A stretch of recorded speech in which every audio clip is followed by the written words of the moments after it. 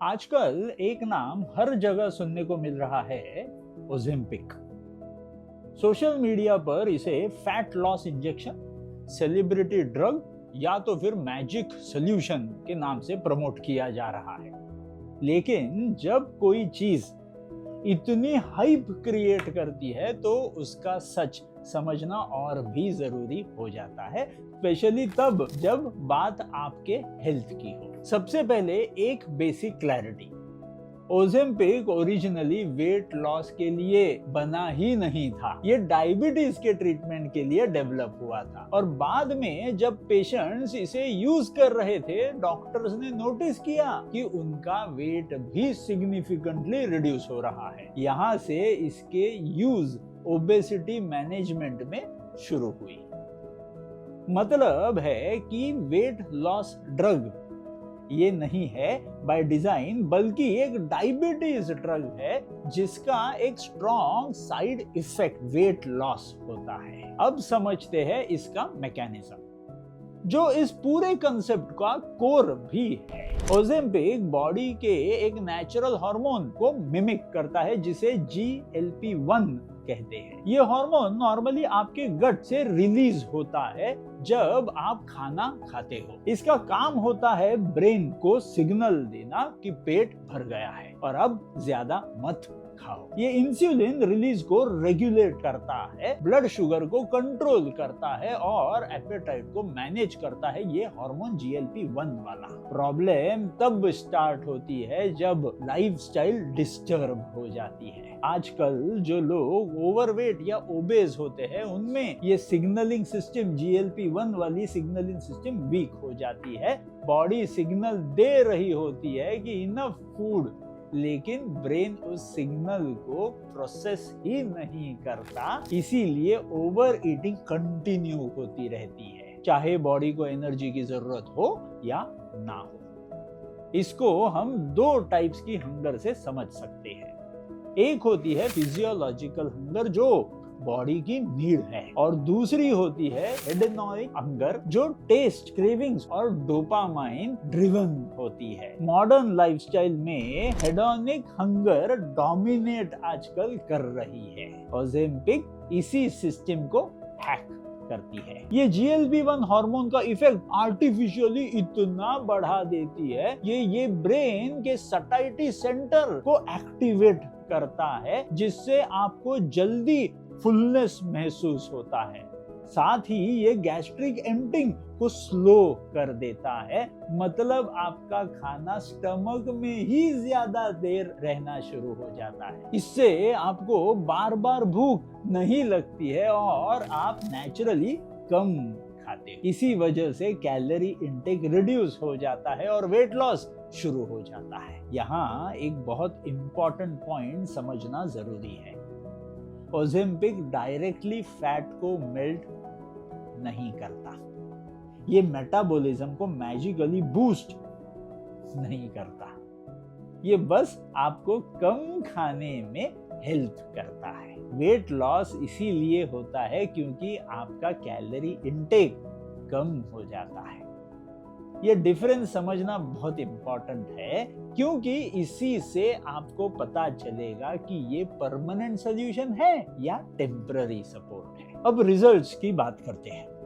Clinical studies के हिसाब से सेमाग्लोटाइड, जिसके समान ये ड्रग्स होते हैं, ये एवरेजली 10 से 15% ही बॉडी का वेट लॉस करते हैं पूरे एक साल के अंदर। न्यूअर ड्रग्स जैसे टिरज़ेपाटाइड में ये नंबर 18 से 22% तक हो जाता है। इसी वजह से इसे गेम चेंजर बोला जा रहा है ओबेसिटी ट्रीटमेंट में। लेकिन हर कॉइन के दो पहलू होते हैं। जब लोग ये ड्रग लेना बंद कर देते हैं तो बहुत केसेस में वेट वापस दुगना बढ़ जाता है। ये एक हार्श रियलिटी है। इसका रीजन सिंपल है, जब तक आप ड्रग ले रहे हो तब तक आपकी एपेटाइट कंट्रोल में है। जैसे ही आप ड्रग बंद कर देते हो, आपका नेचुरल हंगर सिस्टम वापस एक्टिवेट हो जाता है, और अगर आपने अपनी ईटिंग हैबिट्स, एक्टिविटी लेवल और लाइफस्टाइल चेंज नहीं की तो वेट रीगेन ऑलमोस्ट डबल हो जाता है। ये बिल्कुल वैसे ही है जैसे बीपी की मेडिसिन बंद करने पर बीपी वापस बढ़ जाता है, शुगर की मेडिसिन बंद करने पर शुगर फिर से बढ़ जाती है। मतलब ये क्योर नहीं है, ये मैनेजमेंट टूल है। अब साइड इफेक्ट्स की बात करते हैं जो इक्वली भी इंपॉर्टेंट है और ज्यादा इंपॉर्टेंट है। इनिशियल फेज में नॉशिया, वॉमिटिंग, कॉन्स्टिपेशन या डायरिया 100% होते हैं। ये इसीलिए होता है क्योंकि आपका डाइजेशन सडनली स्लो कर दिया है। बॉडी को एडजस्ट होने में टाइम जरूर लगता है। कुछ लोग फटीग और वीकनेस भी फील करते हैं क्योंकि उनका कैलोरी इंटेक सडनली ड्रॉप हो जाता है। ये सिम्टम्स यूजुअली टेम्पररी होते हैं और धीरे धीरे बॉडी ये अडेप्ट भी कर लेती है। लेकिन एक डीपर कंसर्न भी है, मसल लॉस।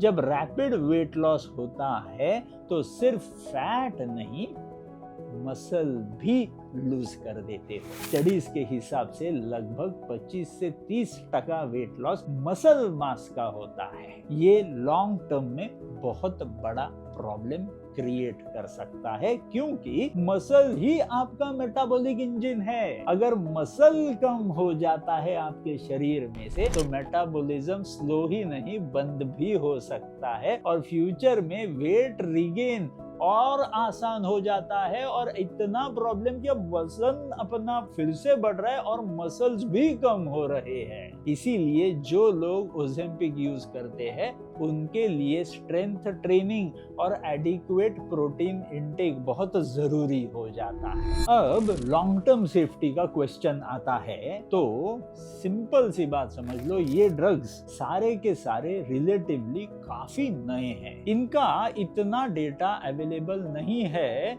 जो आपको शॉर्ट टर्म और लॉन्ग टर्म के बेनिफिट्स और साइड इफेक्ट्स अच्छी तरह से बता पाए। जब कभी 20 या 30 साल का लॉन्ग टर्म इम्पैक्ट जब क्लियर होगा तब काफी देर भी शायद हो गई होगी। मतलब आज की डेट में हम ये कॉन्फिडेंटली बोल सकते हैं कि शॉर्ट टर्म यूज पूरा सेफ है कि नहीं इज अंडर अ क्वेश्चन, लेकिन long term effects muscle loss के वजह से ज्यादा फायदेमंद नहीं रहने वाले। अब एक बैलेंस्ड पर्सपेक्टिव समझ लेते हैं। अगर कोई पर्सन सीवियर ओबेसिटी में है, जहां डायबिटीज, हार्ट डिसीज या जॉइंट के प्रॉब्लम बहुत हाई रिस्क हो गए हैं, 100-150 किलो का अगर कोई बंदा है तो ओजेम्पिक जैसी मेडिसिन उनके लिए लाइफ चेंजिंग हो सकती है। वेट लॉस से उनका ओवरऑल रिस्क सिग्निफिकेंटली ड्रॉप हो सकता है।